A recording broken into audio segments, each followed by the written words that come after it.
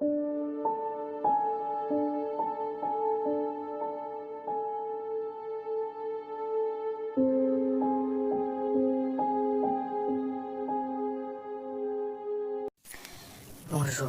ne montez pas dans l'avion. Une voix de femme, brouillée et étrange, comme si ses cordes vocales avaient été déchiquetées. Elle essayait de passer un message. Malgré la qualité troublante et fracturée de sa voix, son ton était plutôt étrangement calme.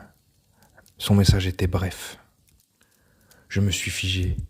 J'avais toujours une légère phobie des voyages en avion. Et quelque chose dans cet appel. Il n'y a pas moyen que je prenne un vol de 7 heures maintenant. J'ai donc fait demi-tour et je me suis dirigé vers l'aire de restauration. Je me suis dit que je prendrais un autre vol plus tard dans l'après-midi. J'ai attendu à l'intérieur d'un Starbucks dans l'aéroport. Et 3 heures plus tard, alors que toutes les télévisions du terminal s'allumaient, avec l'image d'un crash d'avion, c'était celui dans lequel j'aurais dû être.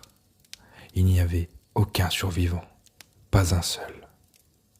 J'ai essayé de tracer l'appel, la police aussi d'ailleurs, mais il n'y avait rien à tracer. Il n'y avait aucune preuve que mon téléphone avait reçu un appel. Ils l'ont analysé, les relevés téléphoniques, les communications entrantes et sortantes, tout. Et pourtant, ils n'ont rien. Je n'inventais pourtant rien. Comment aurais-je pu prédire cela ? Ce n'était pas le seul appel. Au fil des ans, ils étaient peu nombreux, mais ils avaient toujours raison. Et j'ai toujours écouté. Ne va pas à ce rendez-vous ce soir.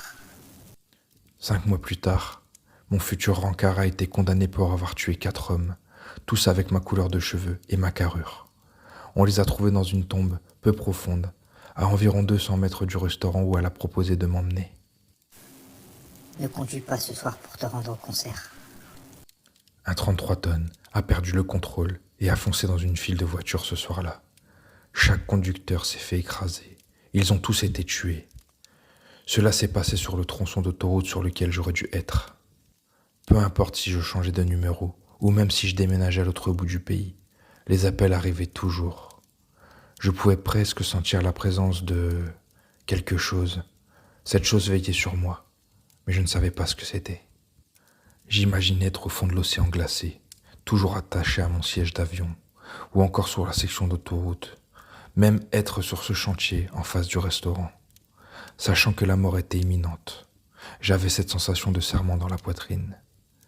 Je réfléchissais à la fragilité de cette dernière et à quel point j'avais échappé de près à la mort. Si je n'avais pas eu un entretien d'embauche dont j'entendais une réponse urgemment, je n'aurais jamais écouté ce premier appel et c'en serait fini de moi. J'avais toujours l'impression que quelque chose allait venir pour moi, mais il y avait toujours cette voix fracturée, déformée, avec ces appels qui semblaient ne jamais exister après que je les ai entendus. Des signaux d'avertissement autodestructeurs qui paraissaient sous mes yeux. Et pourtant, j'étais toujours en vie. J'avais un mauvais pressentiment sur cette croisière que j'avais prévue. Je l'avais planifiée avec certains de mes vieux amis de l'université, et j'avais hâte de passer une semaine sous les tropiques en plein hiver. Mais une partie de moi pouvait presque sentir que l'appel arriverait. J'avais peut-être regardé le Titanic une fois de trop, mais j'ai eu une peur tenace dès le début. J'espérais que tout irait bien, mais je savais que si quelque chose devait arriver, je recevrais cet appel. Et je le saurais. Aujourd'hui, une semaine avant de partir en croisière, après être entré dans mon appartement au retour d'un dîner avec un ami, je remarque que mon téléphone portable contient un message de inconnu. Ils n'ont jamais laissé de message auparavant, et je ne l'ai pas écouté cette nuit. Merde, j'avais envie de faire cette croisière, mais ça ne vaut pas le terrible destin qui m'attend dans cet océan froid et sombre. J'ai donc écouté le message, et je sens mon estomac tomber en écœurement. La voix, horrible et déformée, comme si elle émanait d'une gorge tranchée en ruban, crépitant avec le plus d'urgence que jamais. Je regarde autour de moi dans mon appartement, alors que la voix au téléphone répète la même phrase encore et encore. Ne rentre pas à la maison après le dîner ce soir. Ne rentre pas à la maison après le dîner ce soir. Ne rentre pas à la maison après le dîner ce soir.